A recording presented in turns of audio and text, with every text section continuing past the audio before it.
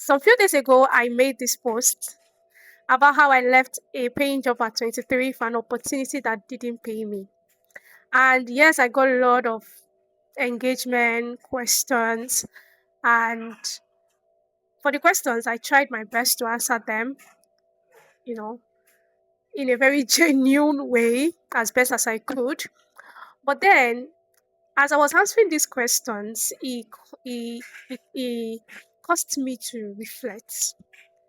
And amazingly, when I was putting this piece together, when I was writing this, I actually had a whole lot more to say. There was a whole lot more. But now we're in the era of attention. You can't put so much. People might not read, and even you will lose people attention.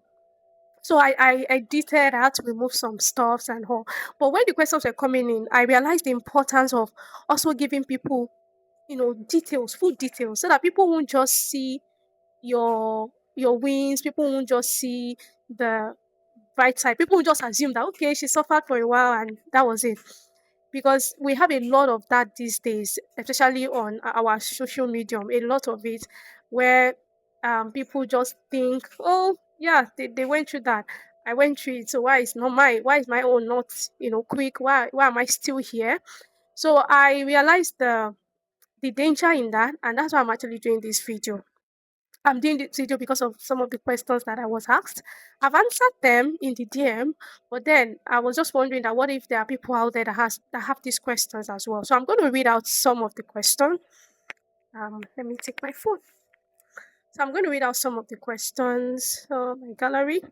Yeah. So I had a question like this. It says your story about leaving your job at 23 really got me. How did you even have the courage to make that decision? You always talk about impact and service, but I'm curious about the difficult seasons that shaped you because I'm not having it easy in my 20s at all. Did you ever feel like committing suicide during those difficulties? Yes, I did. And somebody else said, I don't think people know everything you had to go through to get here. When you start sharing the struggles, when will you start sharing the struggles and not just the win? I try my best to share my struggles as well, but it's just that I don't know, maybe I just don't like to glorify my struggles because I'm in a better place now. But then again, reason why I'm doing this video. You know what? I've come to realize that most of the things we go through when we are still struggling, the difference between that time and where we want to be is actually tomorrow. Is time. Because now look at where I am today. I'm not where I want to be, but God has been faithful. I'm in a better place than I used to be. And the truth is that some of the struggles that I went through, I don't even remember them. If not because I wrote this piece some few days ago and some of the questions that these people had, it dawned on me that Omo, Rebecca, you've gone through some crazy things. Oh, man, I've gone through some crazy things. I have gone through some crazy. If I start to tell you what I went through, and my own didn't start in 20s, it started as a teenager. It started as I went through some crazy things that I might not even be able to share here. But I'm going to share some things so that I will be able to drive the point I want to make today. So I wasn't born with a silver spoon. I my parents tried to give us the basic things in life. Yeah. And I can remember that my dad was working at Nitel. I was going to a private missionary school. Yeah. My dad was working at Nitel until he was laid off. If you know the story about Nitel, he was laid off. Most of them were laid off. And after he was laid off, after some time, that same year or the next year, my dad couldn't afford my school fees again. So I had to stay back home. And I remember this year when I stayed back home, a lot happened. A lot happened. There's a lot of context behind this, but so that this video will not be long, a lot happened that year. I can remember my mom going to our family, trying to sort food for us to get food to eat. My daddy too will go back to his workplace because some of his boss, some of them were still there. They retained their own job. He will go there, try to help them to do some things, run errands, just to come back home with food stuff or money. And those days weren't funny. There are days I will not be able to eat, like from morning till night, until maybe my mom comes back from her family when she goes and helps me to do something. But I remember one of those days I woke up and I wasn't having it. I was around 14 going to 15. I was tired. I was actually tired. and I made up my mind I was going to get a job. I left home the next day. I didn't tell my parents. I left home. They just as if I went to church. I left home the next day. I went to Oshodi. Now, Oshodi, that's where my dad workplace, used to be, and he used to take us there. So I'm kind of conversant with Oshodi a bit. So I know that there are a lot of factories there. I went there to look for a job.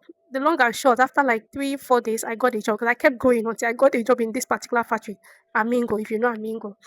It wasn't fun. It was a lot of things. I experienced a lot of those that are working in factory, I hail. It was not funny. Hey, I suffered because I remember my supervisor would say, "You this tiny girl, what can you do? Are you sure this girl is up to age?" Because then again, I had to lie to get that job. Because if you know me well, imagine me when I was 14 to 15, very small. But what worked for me then is that I remember that when people say when I talk, they'll be like, "Ah, she's matured." So I talk maturely. Like, she's matured. So during my interview, I remember the Lebanese guy asked me some question and I answered. I was like, "Okay, she's not a child." So that's how I got that job. But man, it was a lot. It was tough. They kept rotating me to different section. I went to cleaning section. I went to sewing section. I went to pipe section. Tell me why I did not go. But I know one thing that gave me joy was that at the end of every week, when they pay me, because they pay us per day, but you get your money on Friday, I will collect that money. And I was working at Oshodi. I will buy food stuff. I will buy different things and take it home. And it was a thing of joy for me. I remember my dad, the first time I did it, my dad was like, "Where did you get the money?" I now told him that I got a job. My dad was like, "Hey, where? Shodi." My dad wasn't finding it funny, but I told him that I'm fine actually, that I have some people that we go together, just to make his mind be at peace. I remember the next day my dad actually followed me. And I used to wake up very early. If you're working in factory, 6:30 they've closed gates. So you want to get there early. And once they close gates, you cannot enter again. You've missed work for that day. Money has gone. So we're always like, I have to go to work. But yeah, that's just I worked there for like 3 to 4 months before I left. It was tough. And before I did phone call business. Before that I was helping someone to do phone call. From phone call, I sold air freshener, marketing. Ha, guys. I've had tough days. I remember when we had to move. Eventually, we had to move from our house because my dad couldn't afford the rent. We moved, and after we moved, we went to the outskirts of Lagos, but then I was still in school. I was in Yabatek. So because I was in Yabatek, I needed to come back. So I was able to speak to people. I spoke to a friend. She accommodated me. But then I was shuttling between sleeping in church and sleeping in school. So I was sleeping in church most. Sometimes I would go to her place. My clothes was in her place. So it was a lot. One of those days, I remember I was walking on the road and I was tired. I was like, man, I want to go. I said I want to go. I remember I said I wanted to go. My plan was that when I get home, I'm going to pack. There were some medications on the fridge of my friend. I was going to pack them and use them. But I thank God I didn't use them because if you ask me that where I am today, again, I am not where I want to be, but I'm grateful for where I am today. If you ask me, I would have regretted it because look, today, in this today now, the truth is, I don't even remember some of the things I went through. I don't even remember them. I don't even remember them. And that's the irony about, when you are struggling. You would think it feels like eternity. It feels like everything is on you. Your shoulder is heavy. And it's deceitful because the truth is the difference between what you are going through now and where you want to be is time. It's time. And no season lasts forever. It's going to change. Because if you look at me in those days, like it will look like it was never going to change. It will look like, I want to give up, you know. But I'm in my today and I don't even remember some of the things I went through. It took me to want to put a piece together for me to remember that, wait, I've gone through some crazy things. And so the people that said that when you are enjoying, you will forget yesterday, they did not lie. You will forget some of it. And maybe the ones that gave you scars might still be there. The one that hurt you. See, there are some experiences that I can remember that they were not funny, yeah, but I've let go of most of it. There are some that gave me scars. There are some that, man, I'm like, but thank God for for healing. I've healed. So there are situations like that, but I'm telling you that by the time you'll be in that tomorrow that you are thinking you can't be in, by the time you'll be in your tomorrow, some of these things you will forget them. And it will be as if it never happened. It will be as if it was like It really it happened. By the time even you are remembering, you will smile at some of it, you will laugh at some of this. So please, please, don't ever, whatever you're going through today, whatever, don't give in. Don't give in. I won't say don't give up. I'm saying don't give in because see, be tougher than it.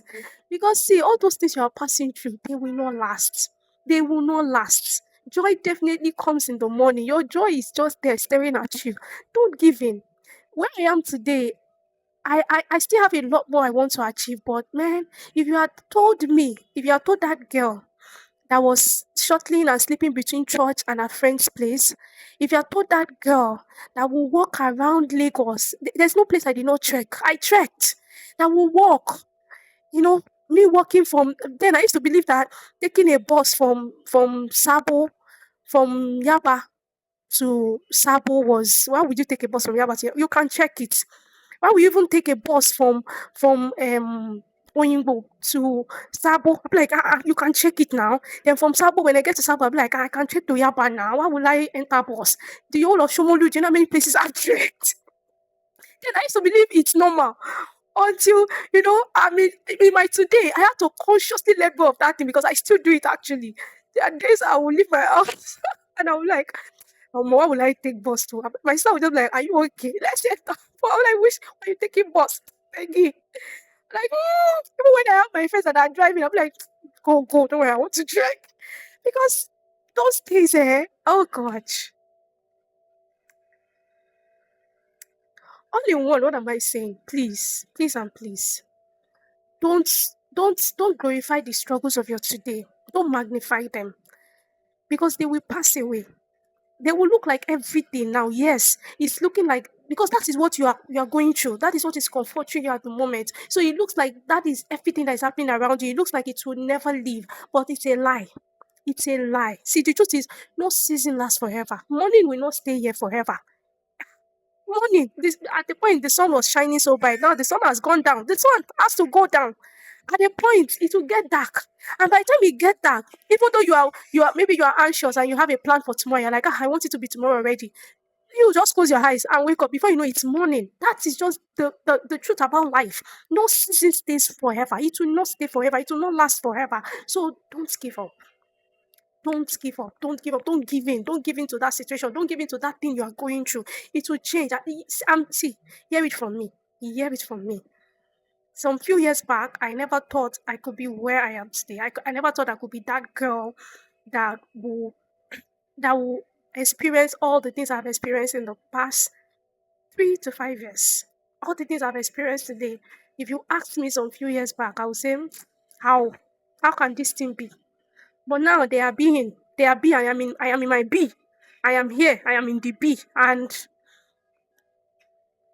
thank God. Thank God that I didn't do something crazy then. Thank God. Thank God. Thank God. Like I said, I have scars. I have things that have hurt me. But I've moved past them. Some of them are forgotten. Some of these I've gone through now. I have to really sit down to really remember. And that's what happens when you're in your better days. You will not remember. You will not remember. I'm telling you, hear it from me. You will not remember when you're in your better days. Hmm. You to be as if you be like, hey, it happened. Oh, really? Really? It's not me that we used to live in. You know what they call face me, I slap you. That was the kind of house I grew up. I grew up in Shomolu. Shomolu. Face me, I slap you. Eh, but don't let me talk. That's I don't want this video to be long, but that's the story for another day. I grew up in Shomolu. Hmm. Where rain will be fall, falling, falling, I will be falling inside. Rain will be falling inside. Hey, but those days, ah, see, when I told you that I moved and I started sleeping in church, eventually I had to move away to go and stay where my brothers were staying. That was another trauma. Another trauma. I do know then I wish it was not we didn't have a lot of content those days. I didn't take pictures. I wish I did. If you see where I was staying, when you are staying in a house and the moment you get into the house, everything is doing you are irritated. That was where I was staying. But I have to manage. I have to manage. I just know that this is not where this is not my last bus stop. Yeah, there were days, like I said, there were days I would cry. There were days I'll be like, what is so me? Because then I was always working. Tell me, my hustling spirit. I don't have it again. I'm letting go of it because the Holy Spirit has a good side and its bad side. That was where I, because of that, what I experienced, growing up, that Holy Spirit stayed with me. So that wherever I go, I don't believe in, I can't be idle. I will sit down whenever I go. I know there's something we can do to make money. That thing is inside me. I think I'm done here. Again, please. I am ending it this way. Don't glorify, don't magnify the struggles of your today. Yes. Yes, I see you. Yes, you are going through a lot. Yes, I understand. Yes, it can be so difficult. It might even be difficult than what I went through. Yes, I get you.